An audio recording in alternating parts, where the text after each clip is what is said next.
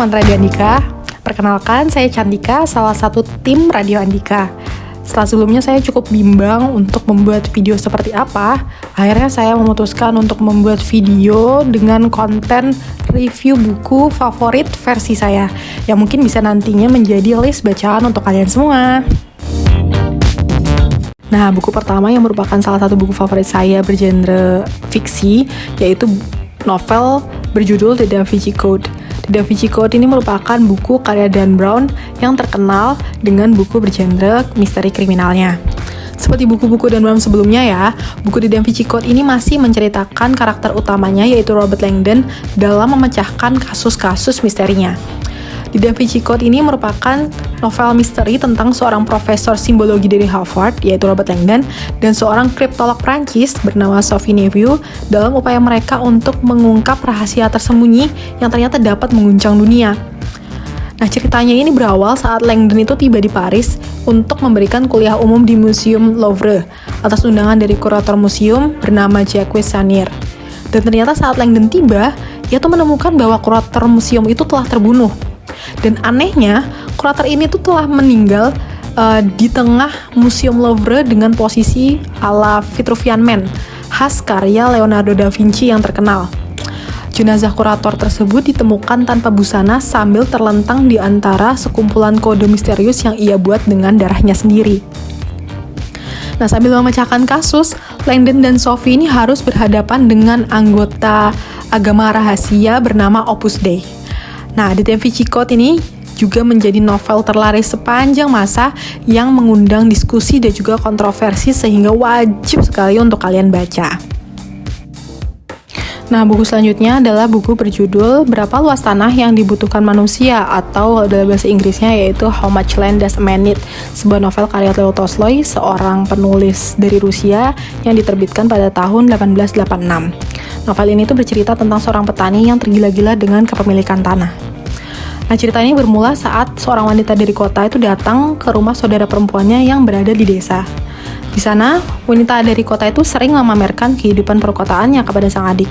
Ia berkata kalau misalnya kehidupan kota tuh memiliki banyak kenikmatan seperti banyak tempat perbelanjaan, banyak makanan enak, tempat wisata, dan sebagainya. Nah, mendengar itu tuh, sang adik kesal dan akhirnya menjawab kalau kehidupan kota tuh tidak sebagus yang dikatakan sang kakak, yang merasa kalau kehidupan di desa itu tuh lebih tenang dan juga lebih bagus untuk jiwa. Ia juga berkata kehidupan kota tuh sangat rawan dan juga rentan dengan godaan setan. Nah, mendengar itu, suaminya yang lagi duduk di luar itu mengangguk setuju sambil bergumam, jika ia memiliki tanah yang lebih dari ini, setan pun tidak akan bisa menggodanya. Ternyata selama ini setan berada di antara mereka dan juga mendengar percakapan mereka. Setan pun akhirnya berniat untuk menggoda laki-laki tersebut dengan memberikan tanah sesuai keinginan sang laki-laki. Kisah ini tuh menunjukkan tentang keserakahan di dalam diri manusia yang sebenarnya tidak pernah merasa puas dan juga tidak pernah merasa cukup dengan apa yang dimilikinya dan selalu ingin lebih.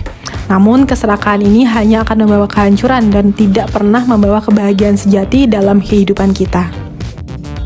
Nah, novel rekomendasi saya selanjutnya adalah buku berjudul 1984, sebuah novel distopia karya George Orwell yang diterbitkan pada tahun 1949.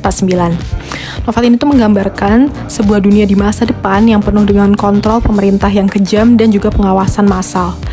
Dalam novel ini memang menceritakan dunia yang diatur oleh 3 kekuatan besar, yaitu Oceania, Eurasia, dan juga Eastasia.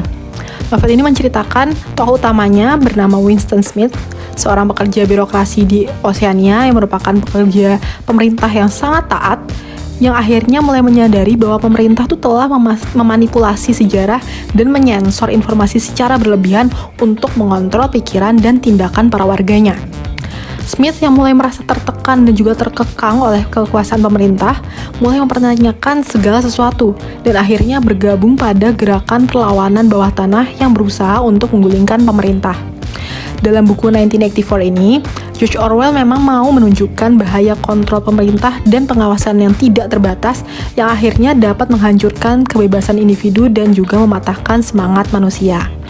Buku ini termasuk ke dalam buku klasik yang menjadi rekomendasi beberapa tokoh dunia loh, dan juga bisa menjadi referensi kalian untuk mungkin kalian yang mau mencari buku bergenre politik dan juga sosial kontemporer. Nah, ini merupakan salah satu buku yang sangat saya sukai dan memang sengaja saya beli saat penulisnya tuh datang ke Indonesia. Nah, ini mungkin buat teman-teman yang sedang mencari buku spiritualitas atau nggak buku religi yang bagus, nah ini bisa banget untuk menjadi rekomendasi bacaan kalian. Bukunya berjudul Revive Your Heart, Putting Life in Perspective, sebuah buku tentang spiritualitas dan juga agama Islam yang ditulis oleh Nouman Ali Khan, seorang ulama atau pendakwah sekaligus founder dan CEO dari Bayinah Institute yang memang fokusnya itu pada studi Al-Quran dan juga bahasa Arab. Nah, buku ini tuh membahas berbagai topik terkait kehidupan manusia, mulai dari hubungan manusia dengan Allah sampai hubungan antar sesama manusia dan makhluk lainnya. Nouman Ali Khan itu memaparkan banyak dari kisah-kisah Nabi dari Al-Quran dan juga hadis yang memberikan inspirasi dan hikmah bagi para pembacanya. Dan juga sangat membantu pembaca untuk memperoleh pemahaman yang lebih dalam tentang agama dan juga makna kehidupan. Selain itu, buku ini tuh membahas tentang bagaimana cara kita untuk menghadapi kesulitan-kesulitan dan juga tantangan dalam hidup. Dan bagaimana Islam dapat membantu seseorang dalam mengatasi masalah tersebut.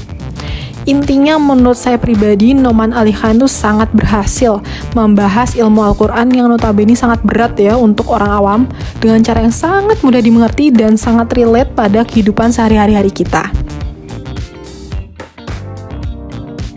Nah, ini salah satu buku favorit saya yang terakhir, yaitu buku berjudul Invincible Influence yang ditulis oleh Jonah Berger pada tahun 2016. Buku ini membahas tentang bagaimana sih pengaruh sosial yang mempengaruhi tindakan dan keputusan kita secara tidak langsung. Nah, dalam buku ini Berger juga menggambarkan bagaimana kita selalu terpengaruh oleh orang-orang di sekitar kita, baik secara sadar maupun tidak. Ia juga membahas tentang bagaimana pengaruh sosial itu dapat mempengaruhi cara kita berpakaian, membeli barang, cara kita berpikir, sampai cara kita untuk memilih suatu keputusan. Secara keseluruhan, Invisible Influence ini buku yang sangat menarik dan juga memberikan kita pemahaman yang lebih baik tentang bagaimana pengaruh sosial itu bisa mempengaruhi kita sebagai individu.